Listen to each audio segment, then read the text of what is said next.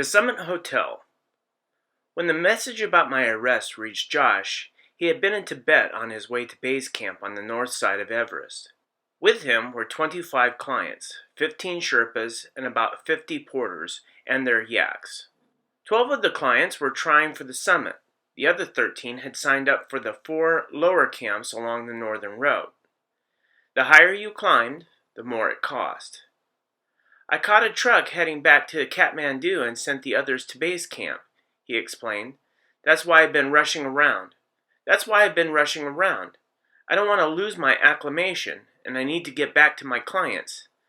They weren't too happy about me abandoning them on the way to the mountain. Thanks again for bailing me out, I said.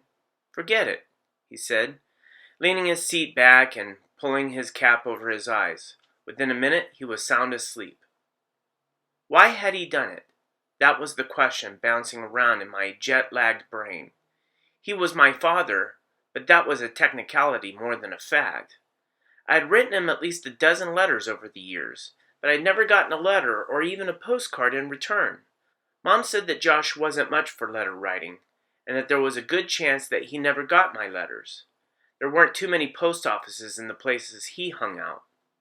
So why, after all these years, did he show up? Guilt? Not likely. That emotion didn't seem to fit him. My mother told me once that Josh always slept like a baby because he had no conscience to keep him awake. He was demonstrating that right now, quietly snoring as we winged our way to Kathmandu. Kathmandu. For me, the name conjured up mystery, adventure, possibilities, but the reality was somewhat different. The city is noisy, grimy, and polluted. My eyes burned, and I started choking as soon as we stepped outside the airport. Take some getting used to, Josh said as our taxi spurted into an unbroken line of traffic. You'll be staying at the Summit Hotel. Me? Just for a couple days, Josh said. I need to get up to base camp before there's a revolt. I don't have time to stay with you while you acclimatize, and you need to acclimatize slowly. You know the routine. I did know the routine. I'd read at least a dozen books about conquering 8,000-meter peaks above 26,000 feet, including the 3 books my father had written. There are 14 of these peaks in the world. It can take at least 2 months to get to the top of Everest, which is actually 8,850 meters tall. The long climbing time is not because of the distance, which is less than 5 miles, but because it's up.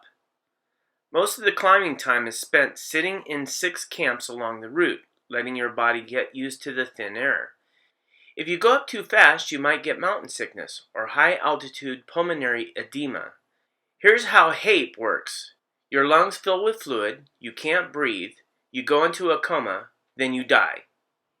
The only way to treat HAPE is to get to a lower altitude where there's more oxygen, or O's, as climbers call it. It doesn't matter what kind of special condition you're in. If you climb up faster than your body can adjust, you'll get HAPE, and your climb is over, maybe forever. The only chance you have at reaching the top of Everest, or any 8,000-meter peak, is to climb high, sleep low, until your body is ready to make the push to the summit. In other words, you have to make sure that your lungs keep up with your legs. It's a very bad idea to leave your lungs behind. The other problem with Everest is that there's only a small window when the weather is good enough to get to the top. 2 weeks, maybe less.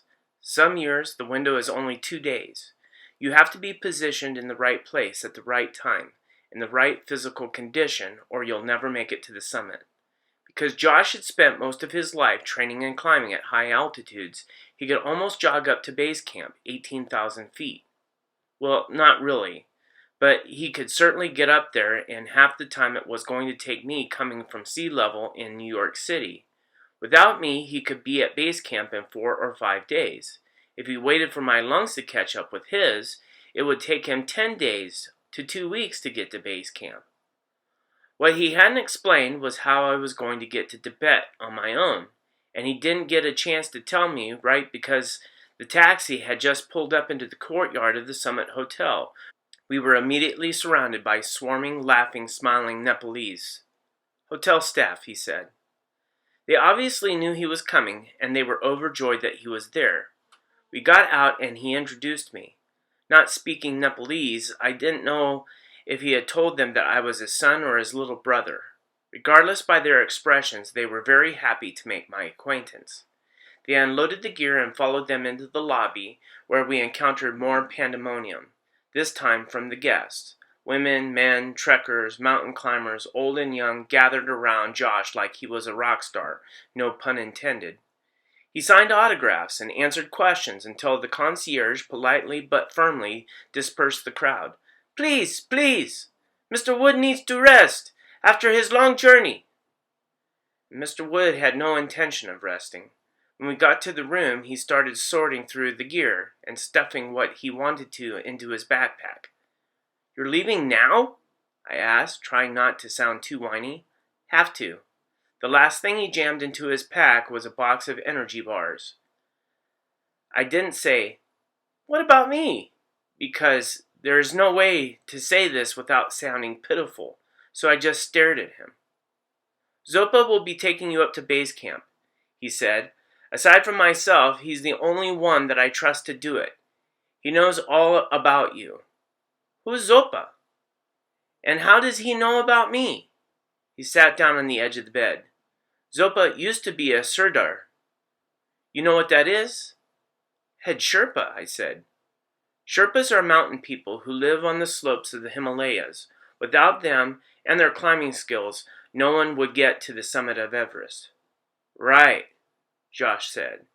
Zopa got me to the summit of Annapurna the day that you were born. He was there when Terry called me to give me the news, and since then he's asked me about you every time I've seen him, bugging me really, saying that it's not good for a father to neglect his son.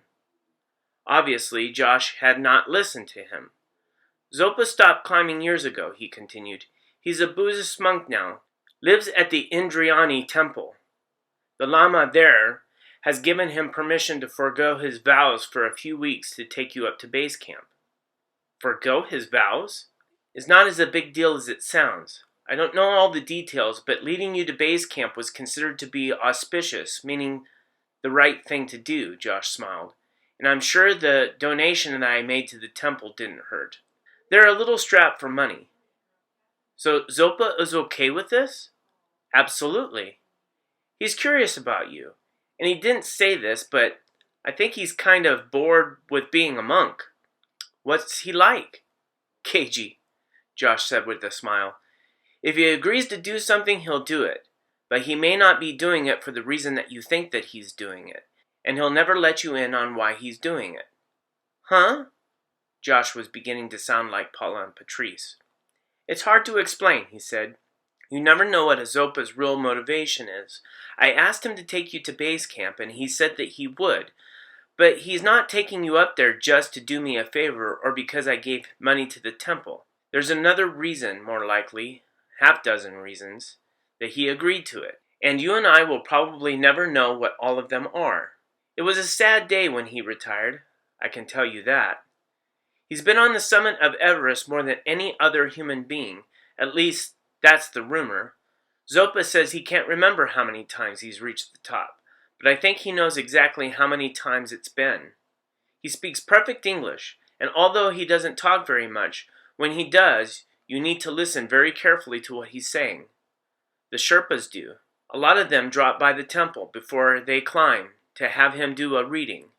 If he tells them not to go, they won't go up, no matter how much money we offer them. How do I get in touch with him? He'll come by in a day or two. In the meantime, you need to sort through this gear.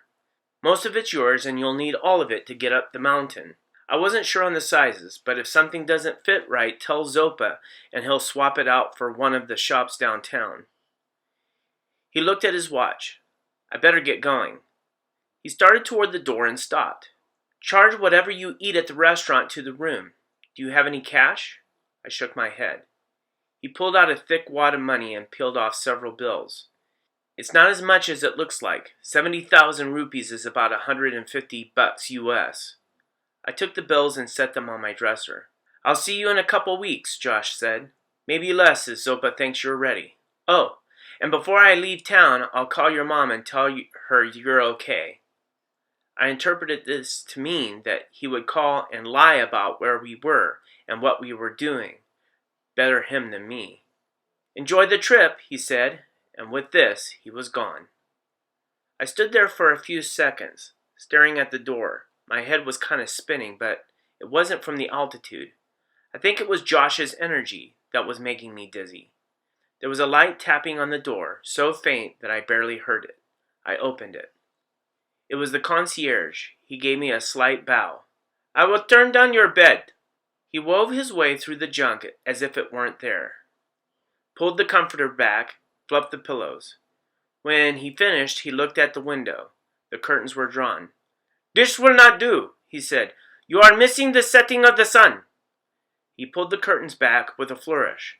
Behind them were the Himalayas, washed in orange and pink light. They were much bigger than I had ever imagined.